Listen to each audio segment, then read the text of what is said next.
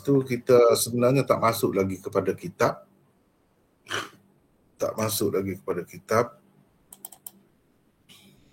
Kitab yang sebenarnya kita nak baca ialah ini Maqalat al-Islamiyyin.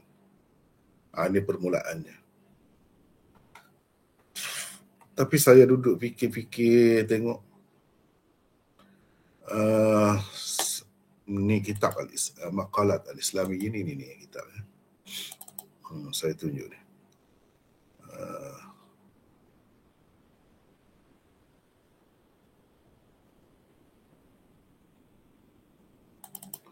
Ni Maqalat al-Islamiyyin. Kitab ini yang kita nak baca sebenarnya.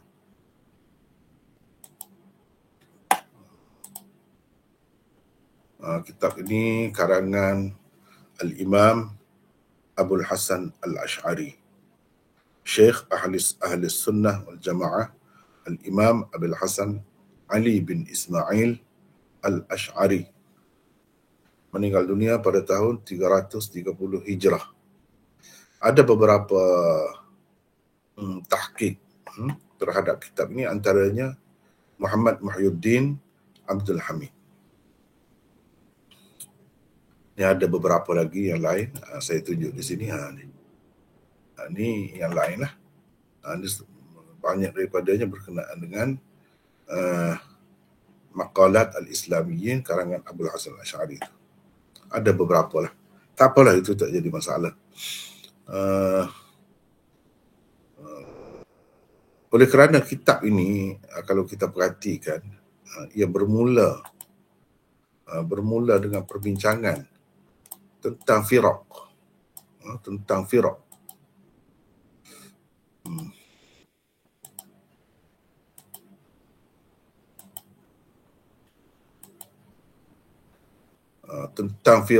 macam-macam lah dia yang dia mulakan itu. Tidak berkenaan dengan Ahlus Sunnah wal Jamaah itu sendiri. Tidak berkenaan dengan Ahlus Sunnah wal Jamaah itu sendiri. Jadi saya fikir lebih sesuai kalau kita bincangkan tentang Ahlus Sunnah wal Jamaah itu sendiri. Di sini kalau kita tengok fihris jilid yang pertama, kitab Maqalat itu, ini daftar isi kandungan. Isi kandungan itu. Jadi mula-mula tu dia bincang ikhtilaf tentang imamah. Banyak berkait dengan Syiah. Syiah ni panjang. Lepas tu cerita tentang firqah yang lain pula. Semua ni yang mendakwa Islam. Dan sebahagiannya memang Islam pun. Sebahagian besar daripadanya memang Islam lagi pun. Walau bagaimanapun ada sebahagian daripadanya kita tidak boleh katakan mereka Islam lagi. Jadi saya fikir kalau kita nak sampai ke tempat tu, Ahlus Sunnah wal Jamaah tu lama sangat. Padahal yang perlu kita semua tahunya akidah Ahlus Sunnah wal Jamaah tu, terutamanya mengikut Syekh Abul Hasan Al-Ash'ari, Imam Abul Hasan Al-Ash'ari di dalam kitab ni sendiri.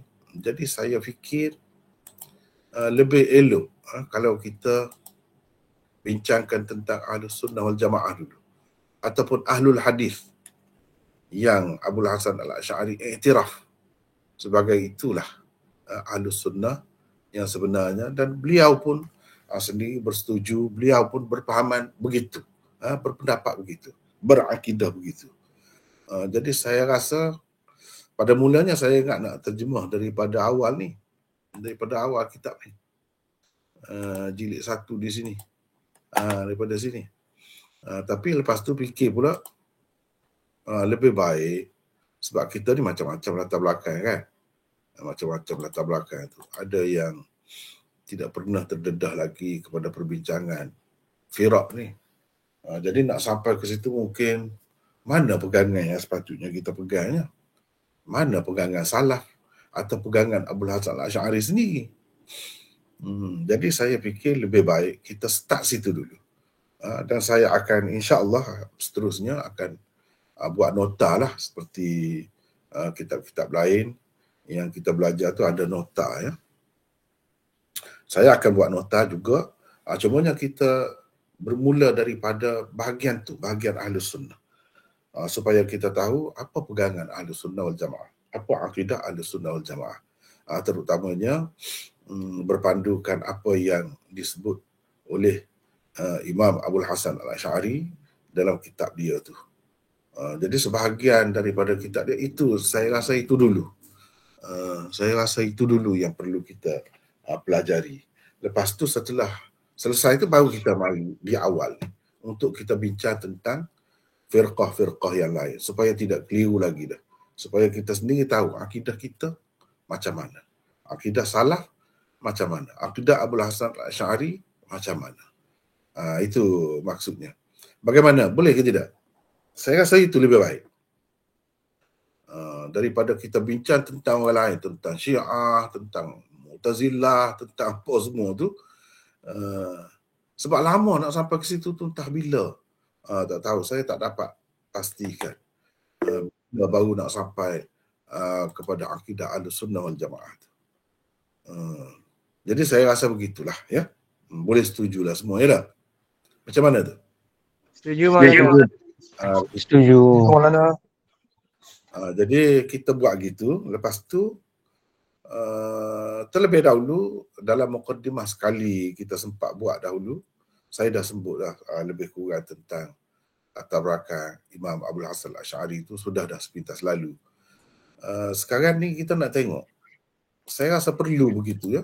Kita nak tengok akidah salaf, khususnya akidah imam-imam yang 4. Apa akidah mereka?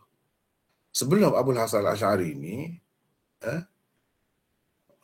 amat dah. Umat Islam ni ada akidah pun. Bukan ada fiqh saja, bukan ada ni. Akidah pun mereka ada. Jadi bagaimana akidah mereka itu? Itu kita nak tahu.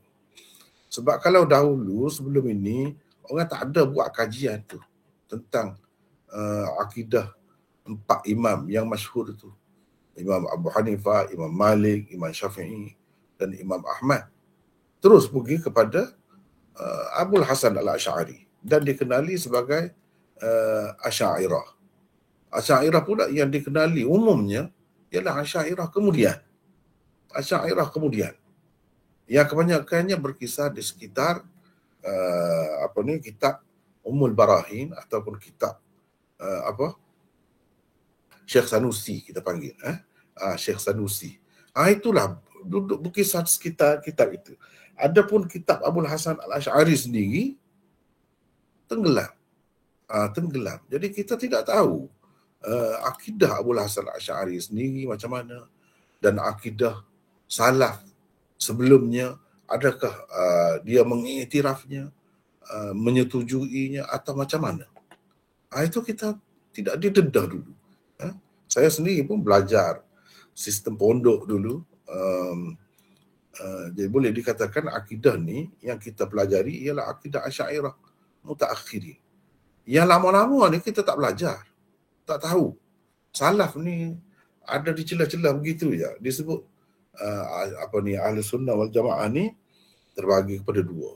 Salaf, khalaf. Yang kita duduk belajar ni khalaf. Gitu saja. Adapun yang salaf tu macam mana? Termasuklah akidah imam 4 mazhab dan lain-lain orang sebelum Abul Hasan Al-Asy'ari itu macam mana akidahnya tidak pernah disentuh dan tidak pernah didedahkan. Jadi saya rasa kita perlu merujuk kepada yang sebelum daripada Abul Hasan Al-Asy'ari lagi. Lepas tu baru kita pergi kepada apa yang Abul Hasan Al-Asy'ari sebut di dalam kitab dia Maqalat Al-Islamiyyin. Lepas tu baru kita pergi kepada firqah-firqah lain. Saya rasa itu lebih baik, lebih sesuai supaya kita tahu apa akidah umat Islam sepanjang masa daripada dahulu lagi sebelum adanya Abul Hasan Al-Asy'ari. Baik, di sini saya pinjam buku ni. Kita boleh tengok di sini. Sekejap. Aqidatul Imam Abil Hasan Al-Ash'ari, akidah dia. Ni kitab ni kita ambil lah, gunakan kitab ni sebagai panduan. Sebenarnya dia ada rujukan yang cukup oleh Syekh Syahadah Saqaf. Jadi kita pakai kitab ni. Sebenarnya banyak lagi kitab-kitab lain pun ada sebut perkara yang sama. Jadi kita tengok situ dulu. Di sini dulu.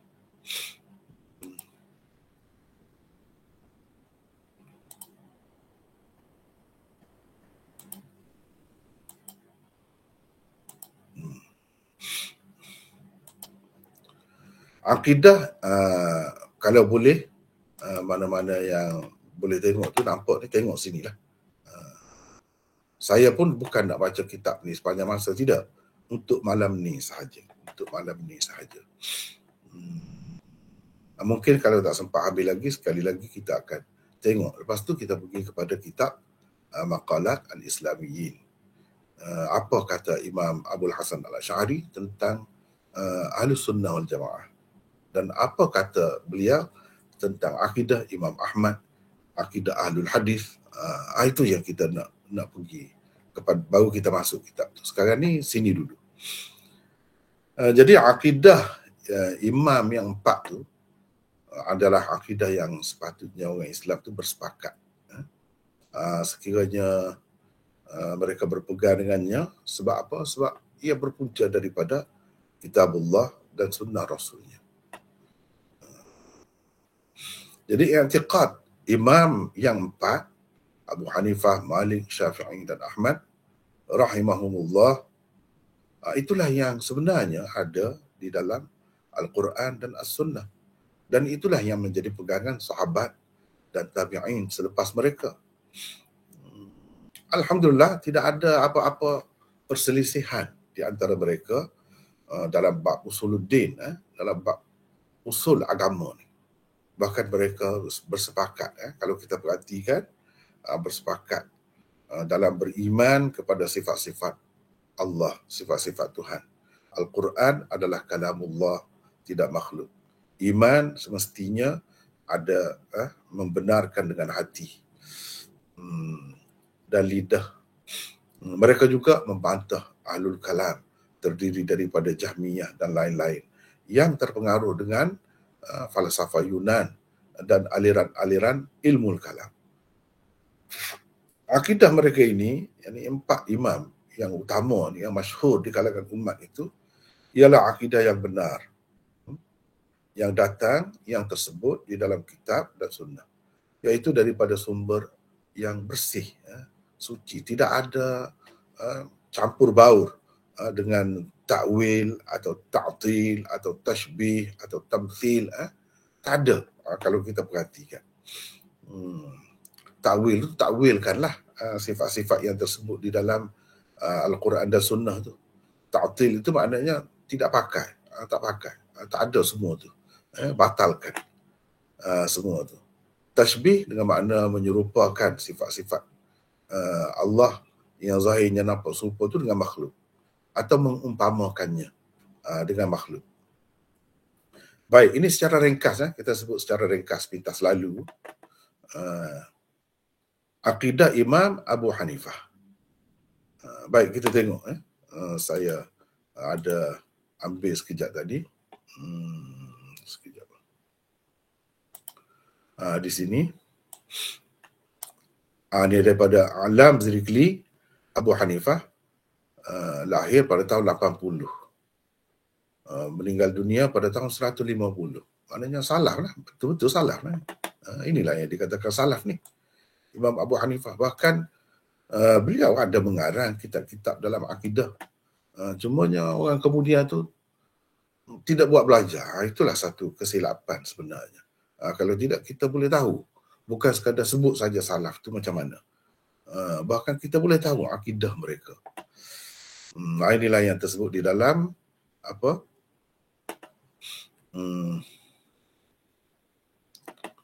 Alam itu, kitab Alam ni. Yang pertama, akidahnya tentang tauhid, mentauhidkan Allah dan menjelaskan tawassul syar'i, tawassul yang benar menurut syariat, dan ibtal tawassul bid'i, dan membatalkan, menolak tawassul bid'i, yang bid'ah itu. Yang pertama, ini yang Imam Abu Hanifah sebut. Yang ni dia semua ada rujukan itu. Semua ada rujukan. Mengikut apa yang disebutkan oleh pengarang kitab ni, ini puncanya. Dia pun ambil daripada karangan Dr. Muhammad bin Abdul Rahman Al-Khamis, iaitu Akidah Imam 4. Dalam ni dia ambil ni punca-puncanya. Ada rujukannya di sini semua. Ini disebutkan rujukannya tu.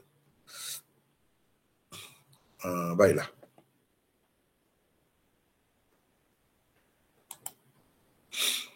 Yang pertamanya, apa dia kata? La yanbaghi li ahadin an yad'u Allah illa bihi. والدعاء المأذون فيه المأمور به ما استفيد من قوله تعالى. Maknanya seyogianya seseorang itu berdoa kepada Allah, tak boleh berdoa kepada Allah melainkan doa kepada dia lah, tanpa perantaraan begitu.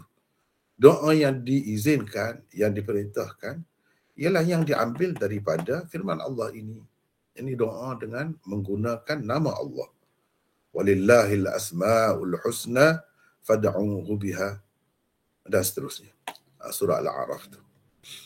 Jadi kita kena guna nama-nama Allah. Jadi berdoa menggunakan nama Allah sahaja. Seterusnya, dilarang seseorang itu berkata as'aluka bihaqqi fulan atau bihaqqi anbiya'ik wa rusulik wa bihaqqil baitil haram wal mash'aril haram. Dilarang daripada orang yang berdoa tu kata begitu. Aku memohon kepadamu dengan hak fulan, atau dengan hak para nabimu, rasulmu, dengan hak baitil haram dan al mash'aril haram. Ini dia ambil di sini apa maksud tu. Apabila kata yukrahu dalam kalam mutaqaddimin dahulu, ataupun salaf dahulu, bila kata yukrahu tu apa maksudnya? Ini kata Syatibi. Kalam ulama, mereka bila kata karahiyah dalam perkara-perkara yang dilarang itu, maknanya kata yukrahu di sini dilarang, jangan kita ingat makruh tu. Mereka tidak maksudkan karahiyat tanzih, makruh tanzihi sahaja. Tidak, bukan begitu. Jadi makruh dengan makna makruh tanzihi, makruh gitu istilah orang kemudian.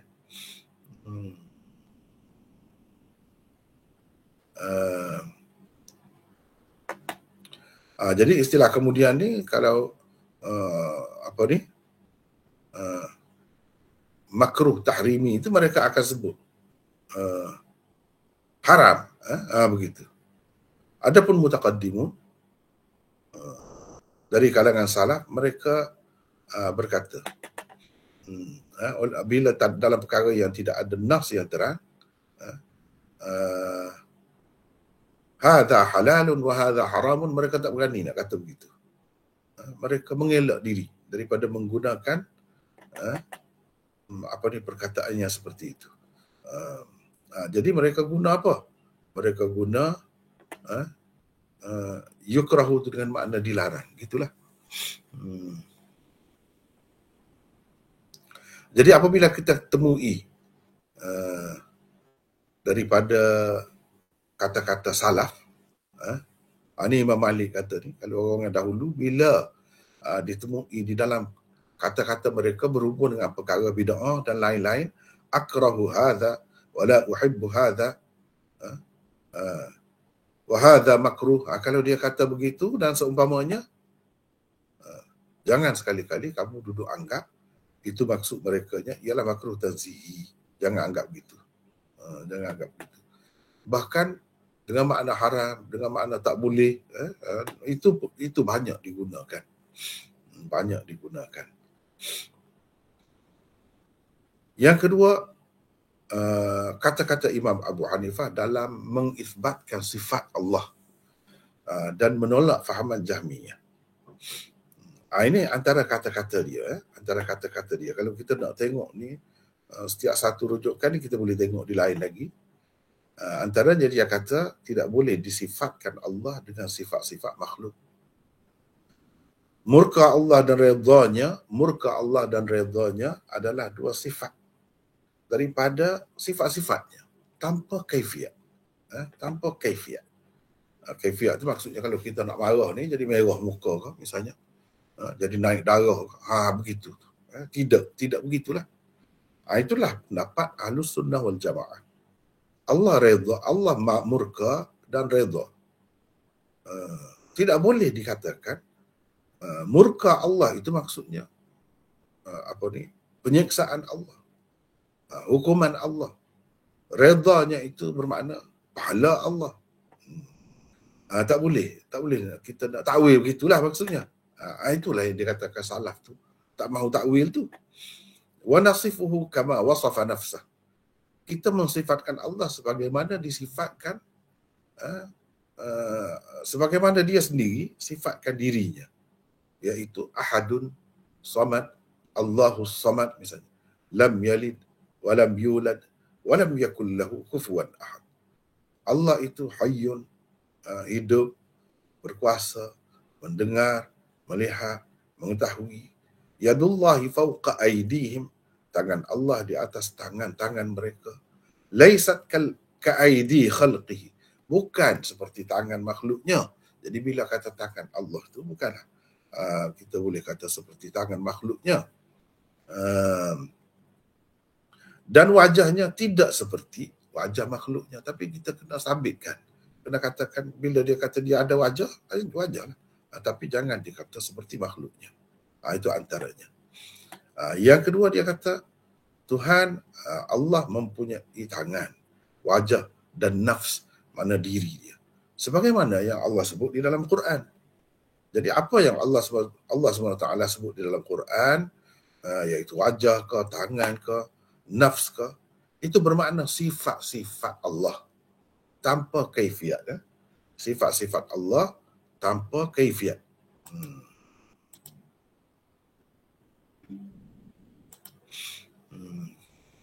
Dan tidak boleh dikatakan tangannya itu kudratnya. Tak boleh kata begitu. Atau nikmatnya. Inilah akidah salaf sebenarnya. Yang ini kalau kita baca di dalam Maqalat Al-Islami, nanti kita akan mulakan dengan yang itu dulu. Sama saja. Abul Hasan Asy'ari pun gitu juga. Sebab dengan kita kata begitu bermakna kita ibtal sifat.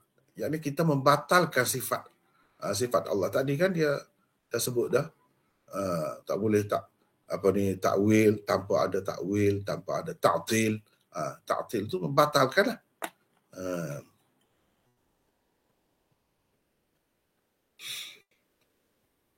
Tanpa baik. Dan itu adalah pandangan Ahlul Qadar wal i'tizal. Pandangan Qadariyah dan Mu'tazilah tu yang kata begitu. Tangannya dengan makna kudratnya atau nikmatnya itu Mu'tazilah. Itulah yang Imam Abu Hanifah duduk lawan dulu. Baik. Yang ketiga, tidak sepatutnya seseorang itu kata tentang zat Allah, tentang sesuatu. Bahkan dia kena sifatkan Allah sebagaimana Allah sendiri sifat diri dia. Jangan dia kata tentang sifat Allah tu berdasarkan fikiran dia. Berdasarkan fikiran dia. Jangan sama sekali. Tabarakallahu wa ta'ala Rabbul Alamin. Baik. Yang keempat, bila ditanya tentang nuzul ilahi, Allah ni turun ke langit dunia. Orang tanya Imam Abu Hanifah. Ini ringkasan ni. Kalau nak rujukkan kita boleh tunjuk di lain. Semuanya ada ni semua. Bila ditanya tentang nuzul ilahi, apa dia jawab? Dia turun. Bila kaif? Turun, dia sebut turun-turun lah. Tapi tanpa kaifiat. Bukan turun seperti manusia dengan arti bergerak, berpindah apa. Bukan, tak boleh fikir begitu. Seterusnya yang kelima, dia kata wallahu ta'ala yud'a min a'la la min asfal. Allah SWT kita berdoa, kita minta dengan dia dari atas.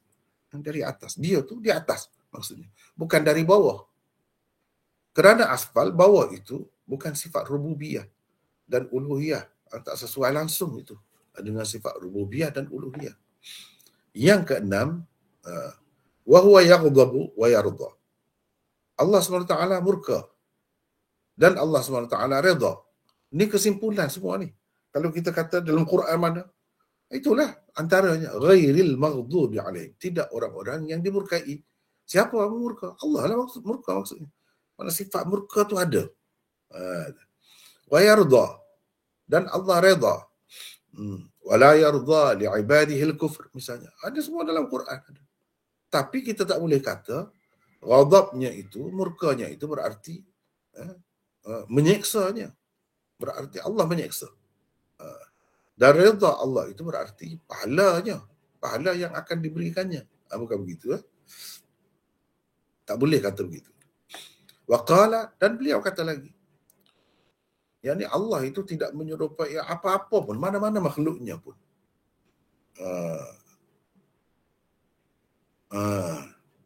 Dia tidak menyerupai mana-mana makhluknya. Makhluknya yang mana pun tak ada serupa dengan dia. Lam yazal, kerana dia sentiasa ada. Maksudnya kalau dalam istilah apa nama ni, Asy'ariyah, Asy'ariyah dia kata qadim lah, qadim. Lam yazal tu makna qadim lah. Wala yazalu, wala yazal tu baqa lah. Makna sentiasa ada, tidak akan ada penghujungnya. Bi asma'ihi wa sifatihi, dengan segala namanya dan sifat-sifatnya. Ini kesimpulan. Yang ke-8, beliau juga kata wa sifatuhu bi khilafi sifatil makhluqin. Sifat-sifat Allah itu tidak seperti sifat. Dia tahu, ya'lamu. Dia ada sifat ilmu, tetapi la ka'ilmina. Tidak seperti ilmu kita. Tidak seperti kita tahu kena belajar, kena baca dan sebagainya. Allah SWT Maha berkuasa, yaqdir, Maha berkuasa. Tetapi tidak seperti kuasa kita. Dia melihat, tidak seperti melihat kita. Dia mendengar, tidak seperti mendengar kita. Dan dia bercakap, tidak seperti bercakap kita. Itu kena faham. Bila sebut dalam Quran, dalam hadis, sebut semua ni, terima. Tapi jangan kata sifat-sifat tadi sama seperti sifat makhluk atau seperti sifat makhluk. Yang ke-9, Allah SWT tidak boleh disifatkan dengan sifat-sifat makhluk. Tak kira lah sifat apa pun. Sifat makhluk, sifat jisim, sifat jauhar, sifat arab dan sebagainya. Arab tu sifat lah. Tak boleh kita kata begitu, yang berkait dengan makhluk. Dan beliau kata lagi, sesiapa yang mensifatkan Allah bima'na min ma'anil bashar faqad kafara. Sesiapa yang mensifatkan Allah dengan mana-mana sifat manusia lah, dengan mana-mana sifat manusia, tak kira lah, ikut mana-mana, kafir dia. Jadi Tuhan dia tidak seperti manusia, tidak seperti makhluk. Yang ke-11, orang yang berkata la a'rifu rabbi fis sama' am fil ard faqad kafara. Orang yang berkata aku tak tahu Tuhanku di langit ke atau di bumi, tak tahu, kafir lagi. Ini akidah dia ni. Begitu juga orang yang berkata dia di atas aras, Allah di atas aras, tapi aku tak tahu aras tu di langit ke di bumi. Tak boleh. Maknanya kita kena jelas, aras tu di atas langit lah. Jadi dengan sebab itu, kalau orang kata Allah di atas aras, betul. Orang kata Allah di atas langit, betul juga. Sebab itulah ada daripada kalam salaf itu percakapan yang seperti itu. Walaupun orang yang belajar cara Asy'ariyah kemudian dia berasa pelik benda tu. Tapi Abul Hasan Al-Asy'ari sendiri iktiraf ni, mengakui ni, semua ni. Bahkan dia sendiri pun kata begitu. Sebab itulah saya fikir kita kena belajar daripada kitab Abul Hasan Al-Asy'ari itu sendiri, Imam Asy'ariyah. Kenapa kita jadi masalah tak mahu belajar kitab dia ni? Ataupun tidak diajarkan kitab dia, sedangkan kita anggap dia imam. Kalau kita perhati kitab-kitab dia, bukan sebuah kitab sajalah. Beberapa kitab dia tu sama sahaja dengan imam-imam sebelumnya. Sama sahaja. Jadi kalau kita anggap seperti kita belajar yang kemudian ni saja, saya bimbang takut salaf kita dahulu pun disesatkan. Itu bahaya tu. Itu bahaya tu. Dan seterusnya yang ke-12, mutakalliman bikalamihi. Allah SWT itu bercakap dengan kalam dia lah. Dan kalam itu sifat azali Allah SWT. Yang ke-13, dia bercakap, dia berkata-kata, tetapi tidak seperti kalam kita. Yang ke-14, Quran itu kalam Allah. Di dalam mushaf-mushaf tercatat, di dalam hati-hati diingat, dan di atas lidah-lidah dibaca. Mana lidah membacanya. Dan kepada Nabi, ia diturunkan. Itu Quran itu. Dan dia kata juga, Al-Quran itu tidak makhluk. Itu secara ringkas. Semua ini secara ringkas, pintas lalu saja. Yang ketiga, beberapa pendapat Imam Abu Hanifah tentang qadar. Tentang qadar. Yang ini tentang takdir, qada, qadar. Gitu. Yang pertama, ada satu orang lelaki mari berjumpa dengan Imam Abu Hanifah, nak bertengkar, nak berdebat dengan dia tentang qadar lah. Faqala lahu. Imam Abu Hanifah pun kata,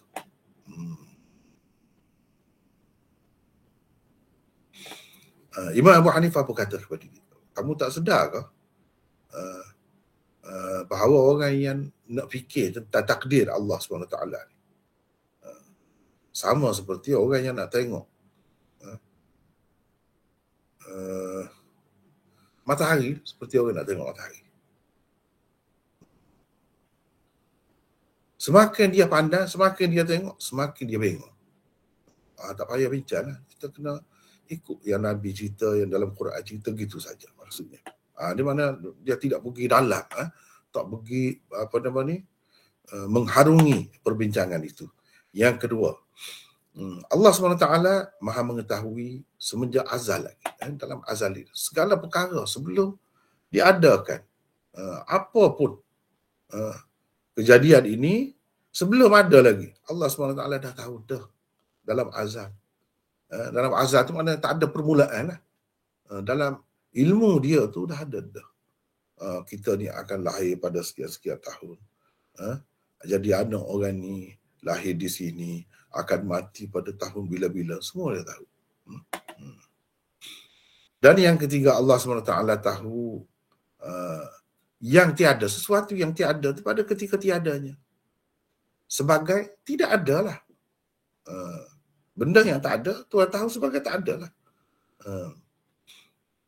Dan bagaimana ia akan ada kalau setelah dia menjadikannya, dia tahu semua. Begitu juga Allah SWT mengetahui segala yang ada ni pada ketika adanya. Ada macam mana, dia tahu semua. Dan bagaimana ia akan musnah, bagaimana ia akan fana, akan hilang, dia tahu juga. Maknanya pengetahuan Allah itu tiada hadnya. Tiada hadnya. Yang keempat, takdir Allah SWT ni tercatat dalam Lauh Mahfuz. Itu termasuk dalam akidah semua. Tercatat dalam Lauh Mahfuz.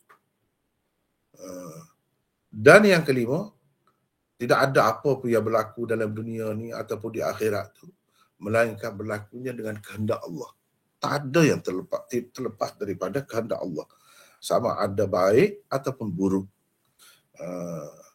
Inilah akidahnya. Adapun yang akan datang yang dia bincang dalam kitab dia Maqalat Al-Islamiyin, macam-macam lagi pendapat golongan-golongan yang lain yang tidak Ahlus Sunnah wal Jamaah, yang kata Allah SWT ni nak benda baik sahaja, yang benda buruk jadi dia tidak nak. Ada yang kata begitu. Yang baik saja yang dia kehendaki, sebab yang buruk tu tak sesuai. Takkan Allah SWT nak buat benda buruk sedangkan dia larang. Dia macam-macam lah logiknya tu. Itu kita akan belajar nanti kemudian lah tu. Yang keenam, beliau berkata, kita nuqirru bi anna al-'abd ma'a a'malihi wa iqrarihi wa ma'rifatihi makhluqun. Kita memperakui, kita akui bahawa hamba ini dengan amalan dia, dengan pengakuan dia, dengan pengetahuan dia, semuanya makhluk. Jadi kalau yang melakukan semua itu pun makhluk, jadi kita ni makhluk. Jadi segala perbuatan dia tu lebih patut lagi dikatakan makhluknya. Lebih patut lagi makhluk. Yang ketujuh, beliau juga kata segala perbuatan hamba ni, diamnya, geraknya adalah usaha mereka. Allah SWT yang menjadikannya. Walaupun perbuatan itu jahat, usaha dia nak buat benda jahat, Allah SWT pada hakikatnya semuanya berlaku dengan kehendak Allah, dengan pengetahuan Allah, dengan qada dan qadar, ketentuan Allah semua berlaku. Yang ke-8, segala perbuatan hamba ni, dia gerak ke diam ke, adalah usaha mereka sebenar-benarnya. Usaha mereka sebenar-benarnya. Dan Allah SWT menjadikannya. Semuanya berlaku dengan kehendaknya, ilmunya, qada qadarnya.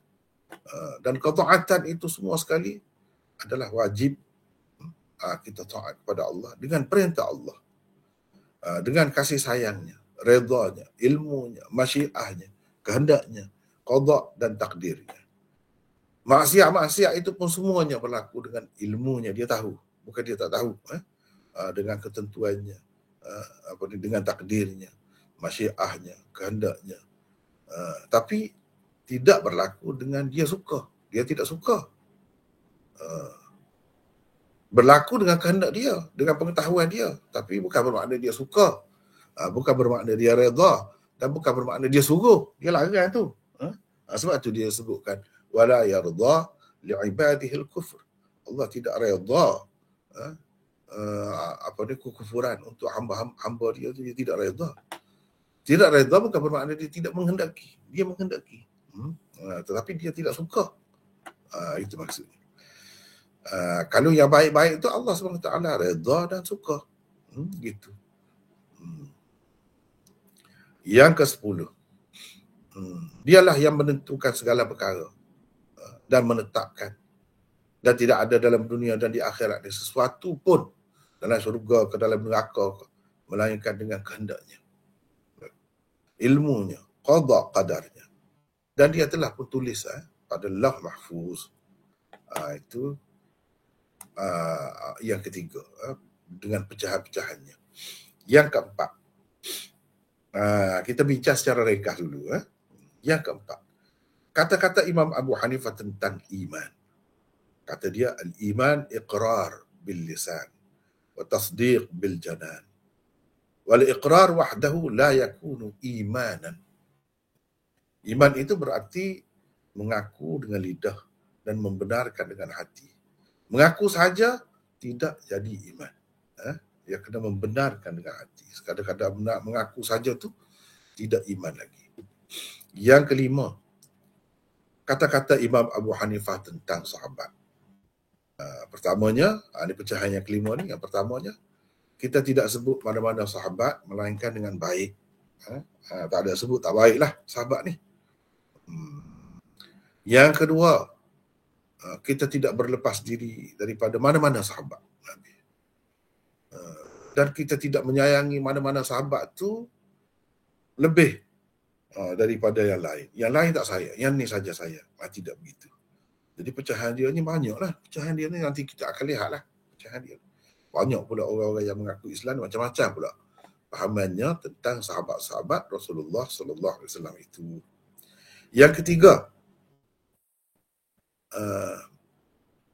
beradanya mereka bersama Rasulullah seketika sahaja. Sekejap sahaja. Sahabat ni maksudnya. Itu lebih baik lagi daripada amalan kita sepanjang umur kita. Sepanjang mana pun umur kita. Itu kedudukan sahabat itu. Walaupun sekejap saja. Kalau dia beriman dengan Rasulullah semasa Rasulullah hidup, dia buta, dia tak nampak tengok Rasulullah pun, kedudukan mereka itu lebih baik lagi daripada amalan kita sepanjang umur kita. Walaupun panjang mana pun umur kita. Itu yang ketiga. Yang keempat, kita mengakui bahawa yang paling afdal di kalangan umat ini selepas Nabi kita Muhammad sallallahu alaihi wasallam iaitu Abu Bakar As-Siddiq, kemudian Umar, kemudian Uthman, kemudian Ali ridwanullahi alaihim ajma'in. Kita akui. Ini Sebab akan datang bila kita bincang firak ni, yang Abul Hasan Asy'ari nak cerita ni macam-macam pula. Pendapat golongan tu. Ada yang kata orang ni lebih selepas Nabi kita. Sayyidina Ali misalnya, Syiah menganggap begitu. Jadi itu semua tak betul lah. Apa yang disebutkan oleh Imam Abu Hanifah, inilah pendapat Ahlus Sunnah wal Jamaah. Pegangan Ahlus Sunnah wal Jamaah. Daripada dahulu sampai sekarang. Sama. Itu akidah siapa? Imam Abu Hanifah. Secara ringkas. Secara ringkas. Baik.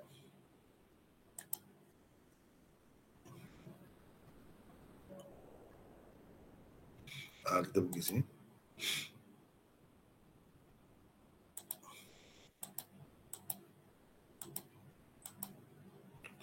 Akidah Imam Malik pula. Akidah Imam Malik pula. Yang pertama, pandangannya tentang tauhid. Tentang tauhid.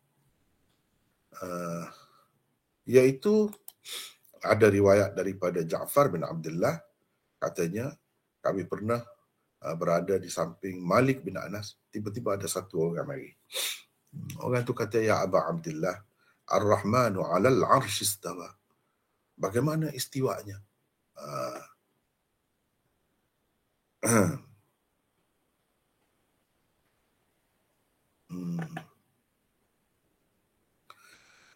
Imam Malik susah hatilah, sedih lah.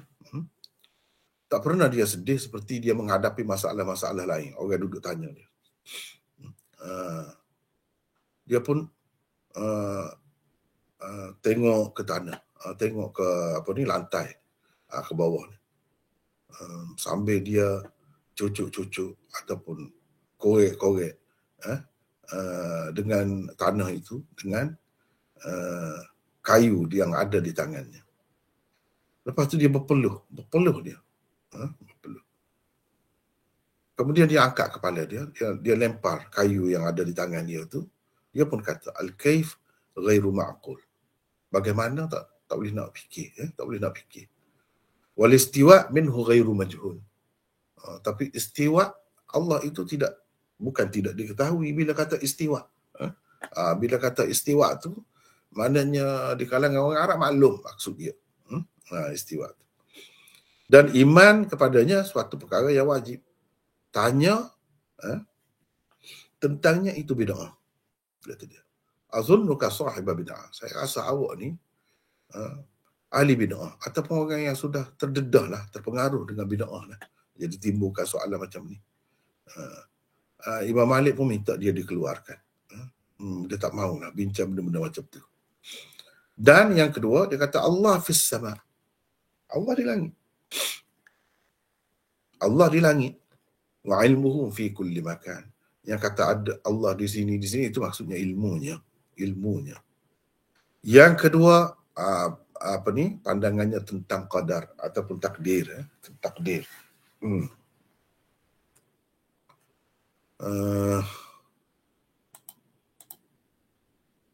Pandangannya tentang takdir. Ni berdasarkan riwayat ni lah. Daripada Sa'id bin Abdul Jabbar, dia kata aku mendengar Malik bin Anas berkata, pendapat saya tentang mereka iaitu mereka diminta bertaubat. Kalau mereka bertaubat, tak apalah, diterima. Kalau tidak, dibunuh. Siapa? Yang ni golongan Qadariyah. Golongan Qadariyah. Itu nanti kita akan belajar lah. Kita akan bincangkan tentang Qadariyah tu apa. Maksudnya orang yang beriman, tidak beriman kepada takdir. Takdir ni yang tidak beriman.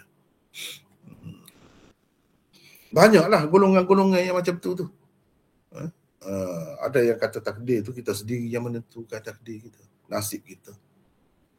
Ada yang kata takdir itu bukan rukun iman. Bukan rukun iman. Jadi rukun iman itu tak termasuk takdir. Macam-macam. Ini tak betul lah tu. Fahaman itu begitu tak betul. Seterusnya yang kedua, ini ada riwayat daripada Marwan bin Muhammad. Dia kata saya mendengar Malik bin Anas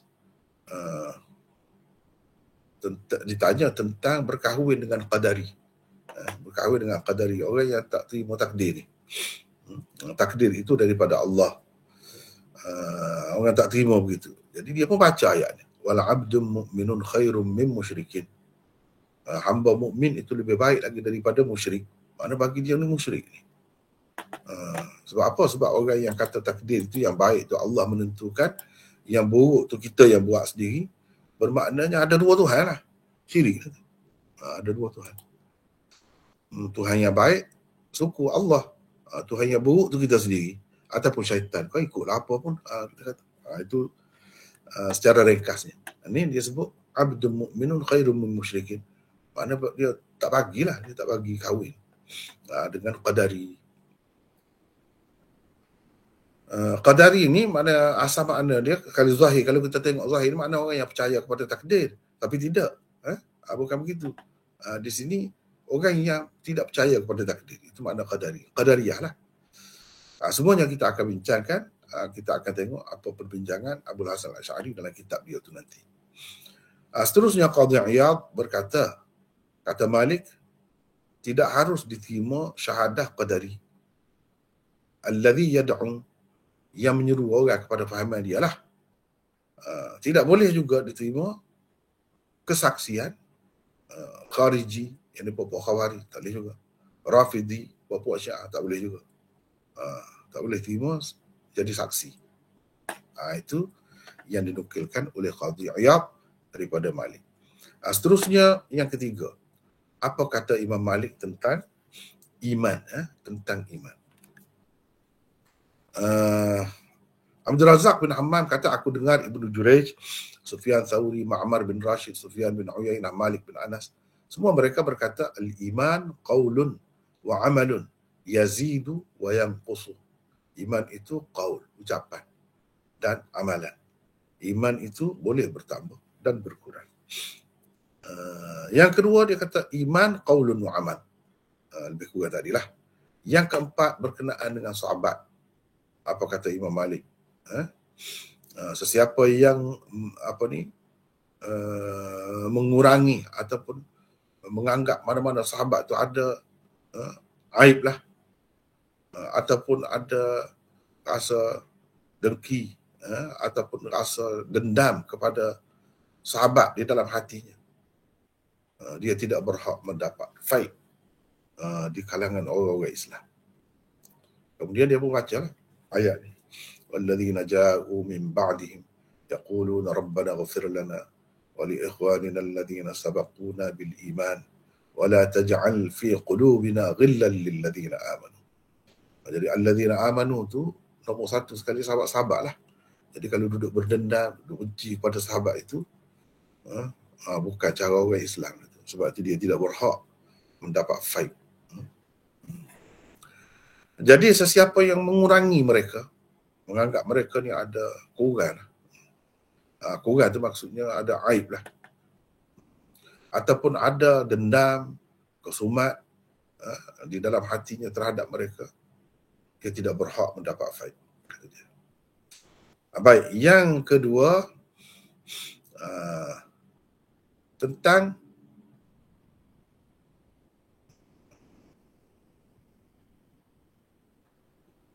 salah seorang lah daripada anak cucu Az-Zubair, dia kata ni salah seorang daripada anak cucu Zubair ni, dia kata pernah kami duduk dekat Malik, mereka pun sebut satu orang yang duduk mencaci, mencerca sahabat Rasulullah sallallahu alaihi wasallam.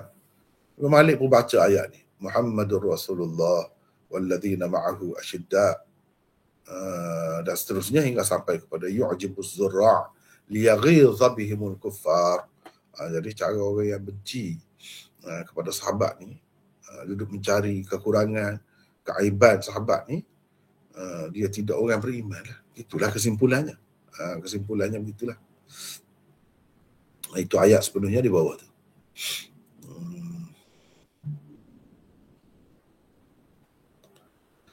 Lepas tu Imam Malik kata sesiapa yang di dalam hati dia ada dendam lah kepada mana-mana sahabat Rasulullah sallallahu alaihi wasallam, ayat ni terkenalah ke dia.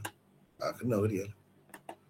Ini akidah Imam Malik, sebahagian daripadanya ya, sebahagian daripadanya. Nanti kita kalau nak tengok yang lebih jelas lagi rujukannya di mana, ada banyak di dalam kitab-kitab disebutkan. Seterusnya akidah Imam Syafi'i. Akidah Imam Syafi'i. Jadi sepatutnya kita ya mengikut fiqh Imam Syafi'i ini, akidah dia macam mana akidah dia. Akidah dia pun kita ikut jugalah. Akidah dia samalah dengan imam-imam yang lain. Dan semua ni tak ada khilaf tentang salafnya mereka ini. Yang pertama tentang tauhid. Dia kata kita mengisbatkan sifat-sifat yang ada di dalam Quran, tersebut di dalam Quran ataupun dalam sunnah. Dan kita menafikan tashbih, serupanya dengan makhluk. Sebagaimana Allah sendiri menafikan serupanya dengan makhluk itu. Iaitu Allah berfirman, laisa kamitslihi syai'. Dan yang ketiga, dia kata orang yang kata Quran itu makhluk, kafir. Orang yang kata Quran itu makhluk, kafir. Yang kedua, ni yang pertama ni tajuk besar, lepas tu di bawah tu ada dua. Ni yang kedua pula, tentang takdir. Sebab benda ni lah yang banyak duduk khilafnya. Jadi yang Imam Abu Hasan nak bincang maqalat al-islamiyyin wa ikhtilafil musalli, ni benda-benda macam ni lah yang jadi khilaf tu. Kalau kita perhatikan sudut ni yang disebut di sini, itu yang membezakan ahli sunnah daripada golongan-golongan yang lain. Yang kedua katanya tentang qadar atau takdir. Dia kata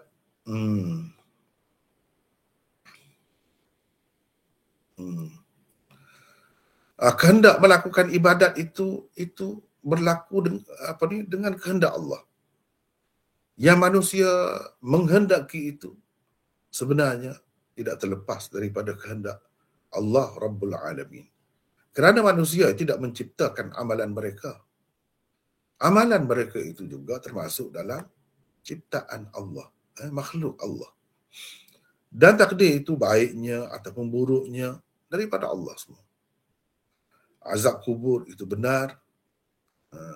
Soalan kepada ahli kubur itu daripada malaikat itu bila dia mati, manusia tu mati, ahli kubur tu benar. Bangkit benar, hisab benar, surga dan neraka benar. Dan lain-lain lagi yang tersebut di dalam sunan dalam sunnah itu kita terimalah. Kita terima. Kita katakan benda itu memang ada lah, memang ada. Yang ketiga kata-katanya tentang iman. Dia kata al-iman qaulun wa amalun wa i'tiqadun bil qalb. Iman itu ialah ucapan, amalan dan percaya dengan hati. Yang kedua, dia kata iman itu qaul dan amal, ucapan dan amalan. Yazidu wa yanqusu. Ia bertambah dan berkurang. Iman itu boleh bertambah dan berkurang. Walaupun perinciannya, detail dia tu banyaklah perbincangannya lagi. Ini kita nak sebut sepintas lalu sahaja ni.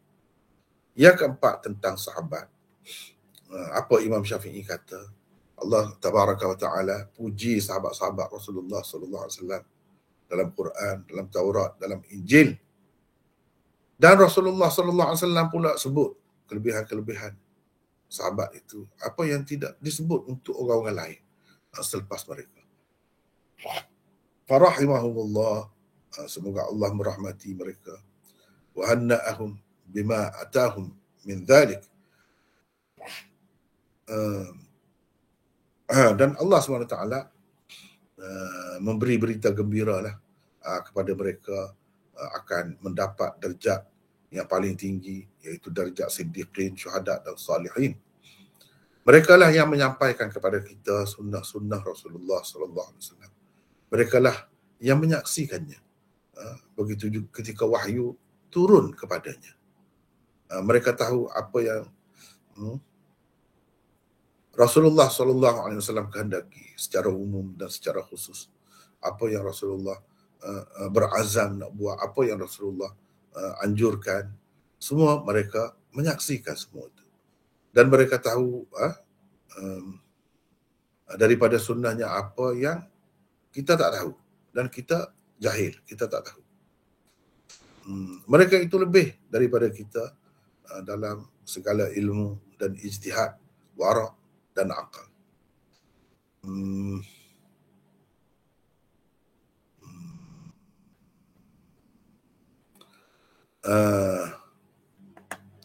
Dan mereka itu lebihlah dari segi ilmu, dari segi istinbatnya, pendapat mereka lebih terpuji dan lebih baik untuk kita daripada pendapat-pendapat kita. Pandangan-pandangan kita sendiri. Itu kata-kata Imam Syafi'i. Jadi kita kena merujuk pada mereka lah. Amalan sahabat, perbuatan sahabat, kita kena merujuk kepada mereka. Jangan kita bahasa kita lebih pandai daripada mereka. Jadi mereka tak buat tu maknanya kira-kira tak bagus lah. Tak perlu buat lah. Tak ada kaitan dengan agama lah. Begitu maksudnya. Yang kedua, beliau berkata, manusia yang paling lebih lah selepas Rasulullah, Abu Bakar, kemudian Umar, kemudian Uthman, kemudian Ali. Boleh dikatakan Ahli Sunnah wal Jamaah ni sepakat semua tentang perkara ni. Seterusnya, diriwayatkan daripada Yusuf bin Yahya al-Buwaiti, muridnya, dia kata, saya tanya Syafi'i, saya semayakah? Bolehkah saya semayang di belakang Rafidhi? Mana Syiah lah. Syiah yang melampau, itu baru orang panggil Rafidah. Syiah yang melampau, yang ekstrim, itu orang panggil Syiah Rafidah. Kalau Syiah semata-mata begitu lagi, belum tentu lagi dia itu melampau, belum tentu lagi rosak akidahnya, sekadar ahli bid'ah begitu je lah. Beliau kata, Imam Syafi'i kata, la tusalli khalfar Rafidhi, jangan sembahyang di belakang Syiah, di belakang Qadari, orang yang menafikan takdir tadi, walal murji, dan di belakang puak-puak murji'ah, jangan sembahyang. Murji'ah ni orang yang mengatakan iman itu tak perlu kepada amalan, tak amal apa-apa pun, asal mengaku dalam hati saja, tak ucapkan pun tak apa. Yang kita beriman, yang pentingnya percaya dalam hati saja, sembahyang tidak, apa tidak, semua tidak. Itu murji, masuk syurga kata mereka, tak masuk neraka. Asalkan ada iman dalam hati saja cukup. Itu murji. Ini semua kita akan bertemu nanti perbincangan yang dalam bab-bab yang berasingan. Qul tusifhum lana, saya tanya dia, kata murid Imam Syafi'i ini, cuba bayangkan, gambarkan mereka itu kepada kami. Imam Syafi'i pun kata, man qala al-iman qawlun fahuwa murji. Orang yang kata iman itu ucapan saja, amalan tidak, itu murji. Orang yang kata Abu Bakar dan Umar ni tidak iman, bukan khalifah yang sah maksudnya, itu Rafidhi, itu Syiah, melampau tu. Dan orang yang mengatakan masyiah tu, kehendak kita sendirilah, yang kita buat tu kita sendirilah, itu Qadari, kata dia. Tak ada kena mengena dengan Allah, itu Qadari, kata dia. Baik, akidah Imam Ahmad bin Hanbal pula. Dengan serba ringkas ni, yang pertama kata-katanya tentang tauhid. Apa kata dia? Yang pertamanya, lam yazalillah mutakalliman. Allah tu sentiasa berkata-kata. Wal Quran kalamullah. Quran itu kalamullah, tidak makhluk. Wala yusafullahu bi syai'in akthar mimma wasafa bihi nafsuhu. Tidak boleh kita sifatkan Allah lebih daripada setakat yang dia sifatkan untuk dirinya. Setakat tu. Dia kata gitu-gitu, setakat tu, jangan lebih. Jangan sifatkan lebih. Bila dia kata tangan, ada lengan pula, ada siku pula, jangan gitu. Jangan begitu. Sebab siku apa, lengan di atas, lengan di bawah, dia tak ada sebut tu. Dia sebut tangan setakat tu, sudahlah. Begitu. Yang kedua, orang yang mendakwa bahawa Allah tidak bercakap, kafir. Mana Allah ni tidak bercakap, itu kafir. Kemudian ada banyak perincian bercakap macam mana, apa tu, itu kita tengok kemudian lah. Ini nak cerita sepintas lalu saja. Yang ketiga, Imam Ahmad kata apa? Kita beriman bahawa Allah tu di atas arasy, sebagaimana dikehendakinya. Dan sebagaimana dikehendaki, tanpa had, tanpa sifat, tanpa gambaran yang boleh dibayangkan oleh orang yang dapat membayangkan, tak boleh nak bayar. Ataupun tanpa had, tanpa had dia terikat dengan itu, kalau lebih besar, kalau lebih kecil, tak perlu bahas semua tu. Jadi segala sifat Allah ni daripadanya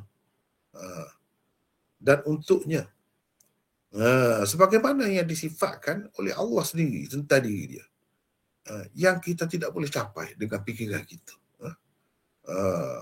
Dengan fikiran kita, dengan penglihatan kita, lebih-lebih lagi lah tak boleh nak capai. Dia sebut gitu-gitulah. Dan beliau berkata lagi, orang yang mendakwa bahawa Allah ni tidak dapat dilihat di akhirat, kafir orang itu. Berarti dia mendustakan Al-Quran. Itu yang pertama, bahagian pertama. Bahagian yang kedua, kata-katanya tentang qadar.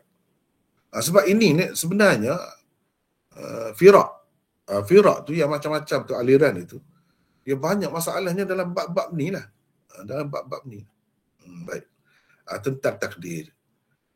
Beriman kepada takdir, baik dan buruknya, manisnya dan pahitnya, semuanya daripada Allah. Kita kena percaya begitu. Kalau kita perhati akidah ahli sunnah mana-mana pun, daripada dulu sampai sekarang, aliran mana tu dulu, mutaqaddimin, kamu mutakhirin, kau sama. Yang kedua, beliau berkata, qadar itu, yang takdir itu, baik dan buruknya, sedikit dan banyaknya, zahirnya dan batinnya, manisnya dan pahitnya, sukanya dan tidak sukanya, yang kita senangi, yang kita tidak senangi, baiknya, buruknya, awalnya, akhirnya, semuanya daripada Allah. Semua daripada Allah, ketetapannya. Allah SWT telah menetapkan ke atas hamba-hambanya, telah mentakdirkannya. Tidak ada sesiapa pun daripada mereka boleh melepasi, mana terlepas daripada kehendak Allah, dan boleh melangkau qada Allah, tak boleh. Tak ada siapa pun boleh. Yang ketiga, tentang iman, beliau juga berkata seperti yang lain-lain, iman itu bertambah dan berkurang. Iman itu bertambah dan berkurang. Bertambah dengan amalan maksudnya. Sebab tu amalan tu ada juga sebagai satu bahagian daripada iman. Berkurang tu maksudnya kurang amalan. Gitu. Yang kedua, beliau juga berkata sembahyang, zakat, haji, buat kebajikan, kebaikan apa semua tu termasuk dalam iman. Mana perbuatan lah tu. Bertambah imannya dengan bertambah benda-benda ni lah. Dan maksiat itu mengurangi iman. Maksiat mengurangkan iman. Yang keempat, pendapatnya tentang sahabat. Beliau berkata, termasuk dalam sunnah Nabi, iaitu kita sebut sahabat itu dengan baik. Semua sekali mereka lah. Dan kita menahan diri daripada menyebut perkara-perkara yang tak baik tentang mereka tu, ataupun terhadap mereka. Dan perkara yang tidak baik, sebut tak baik, sebut tidak elok tentang khilaf ataupun perselisihan yang berlaku di antara mereka itu, kita sebut tak baik. Misalnya berperang tu kerana nak kuasa lah, kepentingan politik lah, seperti orang-orang sekarang ni, tak boleh kata begitu. Sesiapa yang memaki sahabat-sahabat Allah atau mana-mana seseorang lah daripada mereka, dia ahli bid'ah, Rafidhi, khabith, jahat, teruk tu. Rafidhi, Syiah yang teruk kalau macam tu. Allah SWT tidak menerima amalan yang sunat dan amalan yang fardu daripada mereka. Bahkan cinta kepada mereka itu sunnah, dan berdoa untuk mereka, kita kata radhiyallahu anhum dan sebagainya, itu qurbah, termasuk dalam amalan yang menghampirkan diri kita kepada Allah. Dan mengikut mereka itu, jejak langkah mereka itulah wasilah yang betul. Kalau nak kata wasilah untuk sampai kepada Allah dengan cara yang betul, ikut sahabat lah. Ikut sahabat. Dan berpegang dengan asar-asar mereka, peninggalan-peninggalan mereka itu suatu keutamaan. Kena percaya begitu, kena pegang begitu. Kemudian sahabat-sahabat Rasulullah SAW selepas daripada sahabat yang empat itulah, adalah sebaik-baik manusia. Kena pegang itu. Itu termasuk dalam akidah juga. Sebaik-baik manusia. Tidak boleh sesiapa pun sebut tidak baik terhadap mereka ataupun mengkritik mereka. dengan menyebutkan keaiban ataupun menyebutkan kekurangan apa, tak boleh. Sesiapa yang melakukan begitu, maka pihak pemerintah wajib mendisiplinkannya dan menghukumnya. Dia tidak boleh memaafkannya, tidak boleh membiarkannya. Pihak pemerintah lah, ya pihak berkuasa. Kalau pihak berkuasa tak buat begitu, dia berdosa lah maksudnya. Yang kedua, Abdullah bin Ahmad berkata, yang anak dia Abdullah kata, aku tanya ayahku tentang imam-imam. Siapa imam-imam orang-orang Islam? Imam-imam orang-orang Islam tu siapa? Beliau menjawab, kata dia, ayah dia jawab, Abu Bakar, kemudian Umar, kemudian Uthman, kemudian Ali. Itu dari segi tertib fadilatnya. Sama seperti yang lain. Yang ketiga, Abdullah bin Ahmad kata lagi, aku tanya ayahku tentang golongan yang berpendapat Ali tidak khalifah. Ali tidak khalifah. Macam mana? Dia kata itu pendapat yang tak betul. Pendapat yang salah. Yang keempatnya, beliau berkata orang yang tidak mengisbatkan khilafah untuk Ali. Orang yang mengata Sayyidina Ali ini bukan khalifah. Begitulah. Ia lebih sesat daripada himar ahlinya. Lebih sesat lagi daripada himar, keledai yang dipelihara lah oleh keluarga dia, olehnya lah. Begitu maksudnya.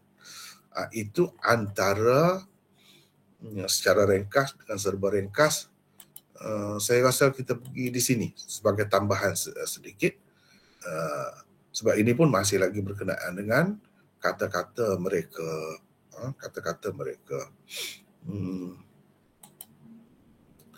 Baik, kalimat laysat abirah.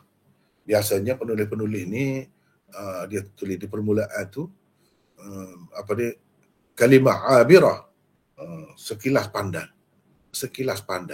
Orang kita kata sekapur sirih. Tapi dia kata ini walaupun ringkas ni, bukan sekilas pandang ni. Kita kena perhati, kita kena renungi betul-betul. Dan luas makna dia ni, bukan ringkas ni sebenarnya. Walaupun memang ringkas pada zahirnya. Yang pertama, dikatakan kepada Imam Abu Hanifah. Orang kata kepada Imam Abu Hanifah, apa pandangan tuan tentang ilmu kalam ataupun perbincangan lebih-lebih dalam ilmu kalam yang diada-adakan oleh orang ramai ni? Bincang tentang a'rad dan ajsam, jisim, lebih-lebih sangat ni. Apa ni? Orang tanya ni. Dia kata maqalatul falasifah. Ini sebenarnya perbincangan ahli-ahli falsafah ni. Alaika bil athar wa tariqatis salaf. Kamu kenalah ikut athar sahabat dan ikut cara salaf, kata dia. Jangan duduk bincang banyak-banyak sangatlah benda-benda macam tu. Sikit-sikit boleh, sekadar nak membantah pendapat mereka itu. Dan elakkan dirimu daripada segala benda yang baharu. Itu termasuk benda baharu juga tu. Cuma baharu dalam bab akidah. Itu bid'ah, kata dia. Itu bid'ah. Tak apalah. Di bawah tu rujukan dia sajalah. Imam Malik berkata, iyyakum wal bid'ah. Jauhilah daripada segala macam bid'ah. Orang pun kata, wahai Aba Abdullah, apa bid'ah tu? Dia pun kata, ahlul bid'ah, iaitu orang yang bercakap, bincang tentang asma'illah wa sifatihi wa kalamihi wa ilmihi wa qudratihi. Mereka bincang tentang itulah, tentang nama-nama Allah, sifat-sifat Allah, kalamnya, ilmunya, qudratnya. Tapi dia tidak berhenti. Dia tempat sahabat-sahabat dan tabi'in berhenti. Sahabat-sahabat berhenti sekatu, dia tak berhenti. Panjang lagi. Dalam keadaan tidak perlulah, kalau perlu, seperti golongan Asy'ariyah duduk bincang apa tu untuk menolak fahaman ajaran-ajaran sesat. Itu tak jadi masalah. Itu kalau kalam tu, kita melibatkan di dalam kalam tu, Abul Hasan Asy'ari pun sebut, Abul Hasan Asy'ari puji kalau macam tu, dengan maksud tu orang-orang yang berkenaan lah, yang berkenaan. Tak perlulah disebarkan kepada orang awam ni, tak perlu benda-benda begitu. Ahli-ahli dia ahli ilmu tak apa. Sebab apa? Untuk nak menjawab kritikan-kritikan orang-orang yang sesat. Itu memang bagus pun. Melibatkan diri dalam kalam itu. Ni Abul Hasan Asy'ari dan sebagainya, lain-lain ni alul kalam kan ni. Tapi alul kalam yang bagus. Seterusnya Imam Syafi'i berkata, kalau seseorang itu berwasiat kitab-kitab ilmu dia untuk seseorang lain lah. Untuk orang lain. Ada dalam kitab-kitab dia tu kutubul kalam. Tak termasuk dalam wasiat tu, kata dia. Sebab apa? Sebab ilmu kalam yang macam tu tak termasuk dalam ilmu tu. Bukan ilmu tu, kata dia. Bukan ilmu. Ni ada ni rujukan bawah ni. Ada. Bukan ilmu. Begitu, kata dia. Seterusnya Imam Ahmad berkata, man ta'atal kalam lam yuflih. Orang yang banyak terlibatlah dengan ilmu kalam ni tidak akan berjaya. Dan orang yang terlibat banyak dengan ilmu kalam ni lam yakhlu min an yatajahhama. Maknanya lambat banget dia tidak akan terlepas daripada jadi jahmi. Jadi jahmi. Begitu. Akhirnya nak menafikan sifat Allah tu. Menafikan sifat Allah. Dia akan jadi gitu. Sebab tu dia kata tak payahlah. Tak payah bincang benda-benda gitu. Khususnya untuk orang awam lah. Kalau ahli ilmu tu, macam saya sebut tadi, tak jadi masalah. Bahkan Abul Hasan Asy'ari tulis kitab khusus. Dia memuji orang-orang yang terlibat dalam kalam ini. Dan beliau juga berkata, jangan engkau duduk bersama-sama dengan ahlul kalam, walaupun mereka tu duduk mempertahankan sunnah. Ini kebimbangan mereka lah, sebab orang-orang yang terlibat ni biasanya nak bersih tu susah. Nak bersih tu susah. Tajuddin As-Subki menukilkan daripada Imam Abul Hasan Al-Asy'ari. Dia ni tokoh lah ahli sunnah selepasnya. Dia kata apa? Akidahnya dan akidah Imam Ahmad sama. Ni Abul Hasan Asy'ari kata. Ini diambil daripada Tabaqat Asy-Syafi'iyyah Al-Kubra. Apa Abul Hasan Asy'ari kata? Akidah dia dengan akidah Imam Ahmad sama. Tak ada ragu, tak ada sebarang kesangsian tentangnya. Dan itulah yang dijelaskan oleh Abul Hasan Asy'ari dalam karangan-karangannya. Banyak-banyak karangan dia, kalau kita perhati memang boleh dikatakan sama lah dengan salaf itu sebenarnya. Kalau ada pun sedikit sebanyak itu bukan perkara asas lah. Bukan sekali dia sebut, beberapa kali, bahawa akidahku ialah akidah Imam Al-Mubajjal Ahmad bin Hanbal. Ini adalah ibarat kata-kata Syekh Abul Hasan Asy'ari. Bukan setempat, bukan sekali dia kata ni. Di dalam kitab-kitab dia kita dapat menemui banyak kali. Ini pula kata Imam Muhammad bin Al-Walid At-Tartushi. Dia kata perbandingan orang yang membela Islam dengan menggunakan aliran-aliran falsafah tu dan pendapat-pendapat mantik tu, seperti orang yang basuh kain dengan air kencing, kata dia. Jadi mana kita tak perlu guna cara tu lah. Sebagaimana salaf dahulu telah pun selamat, telah pun berjaya dengan akidah mereka tanpa terlibat dengan benda ni. Banyak sangat, habis masa. Terutamanya kalau kita nak kumpulkan orang biar begitu caranya. Itu buang masa banyak. Kecuali kepada ahli-ahlinya saya boleh bersetuju macam tu. Abu Muhammad Al-Juwaini, ayah kepada Imamul Haramain, kata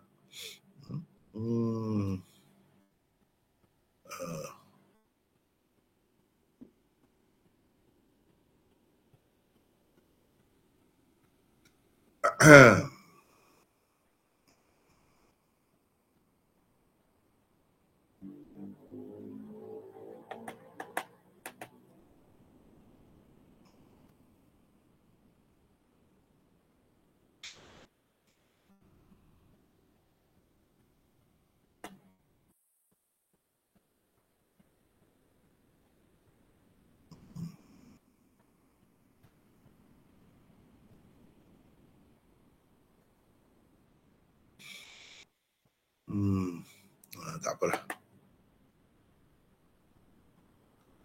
Jadi yang dimaksudkan ra'iyah ni. Faman takunu ra'iyah, ra'iyah ni penggembala kambing itu, perempuan yang menggembala kambing yang tersebut di dalam hadis ni, di bawah ni dia sebut ni, daripada Muawiyah bin Hakam As-Sulami. Dia kata, saya ada seorang hamba perempuan yang duduk menggembala kambing saya di sebelah Bukit Uhud tu. Itulah cerita yang maklum itulah. Jadi itu kepercayaan dianya bila dibawa kepada Nabi SAW. Nabi tanya dia, di mana Allah? Dia kata, di langit. Nabi pun tanya, siapa aku? Dia kata, anta Rasulullah. Rasulullah pun kata, merdekakan dia. Dia mukmin. Dia mukmin. Jadi orang yang ra'iyah, penggembala itu lebih tahu tentang Allah daripadanya, kerana dia tidak tahu sebelah mana ma'budnya, Tuhannya. Orang tu masih lagi gelap hatinya. Gelap hatinya. Dia tidak mendapat cahaya makrifat dan iman. Belum lagi. Maknanya jawapan penggembala kambing perempuan itu paling baik. Itu paling baik. Orang yang tidak dia berasa lebih baik lagi daripada ni, orang tu mana hati dia tidak percaya. Itulah kata dia.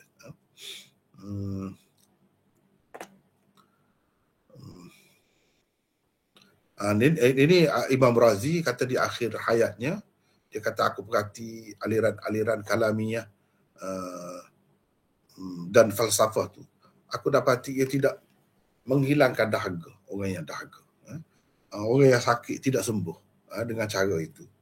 Aku fikir jalan yang paling hampirnya ialah jalan Quran, cara Quran dalam akidah ni. Seperti benda-benda lain pun Quran dan sunnah, kita kembali ke situ.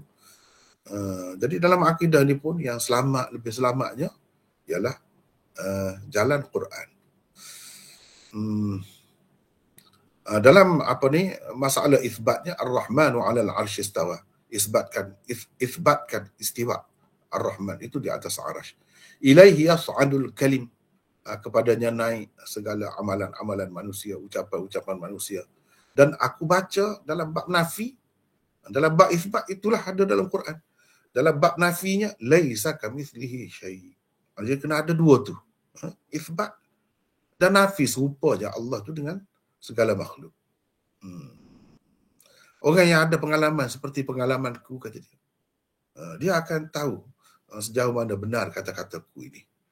Jadi maknanya kesimpulannya tak perlulah dalam-dalam sangat, habis masa bertahun-tahun duduk belajar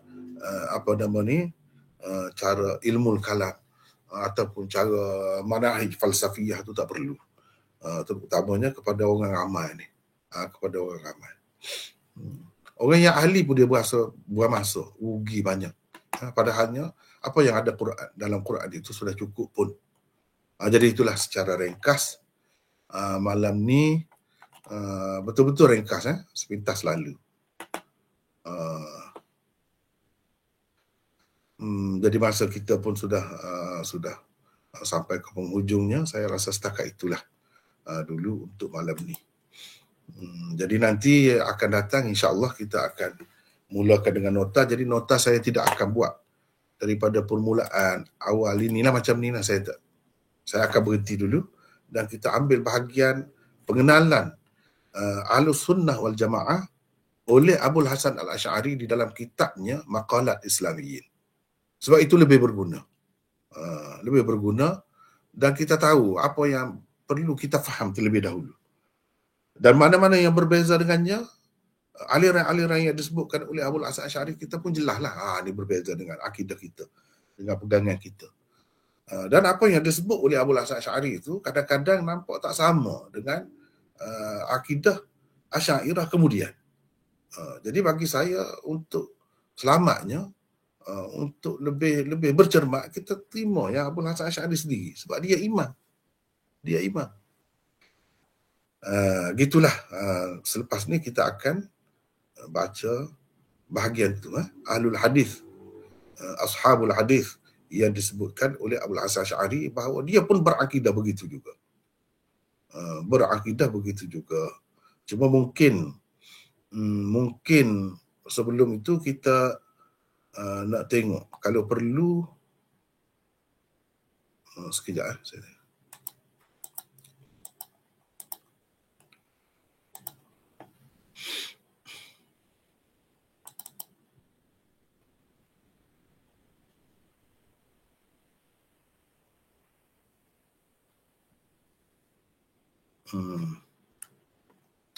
Nantilah saya akan mungkin kita perlu bincangkan tentang Ahlussunnah wal Jamaah dulu secara umum, pembahagiannya dan pengiktirafan satu sama lain.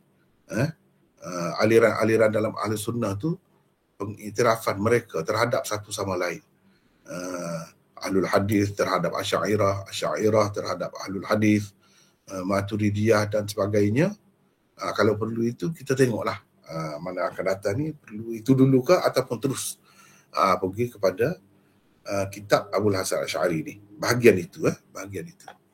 Jadi sekadarlah itulah dulu untuk malam ini. Wallahu a'lam. Wa akhiru da'wana alhamdulillahi rabbil alamin. Assalamualaikum warahmatullahi wabarakatuh. Waalaikumsalam warahmatullahi wabarakatuh. Jazakallahu khairan ya Maulana. Setakat itulah dulu malam ni ya. Waalaikumsalam. Soalan jawab apa minggu depan.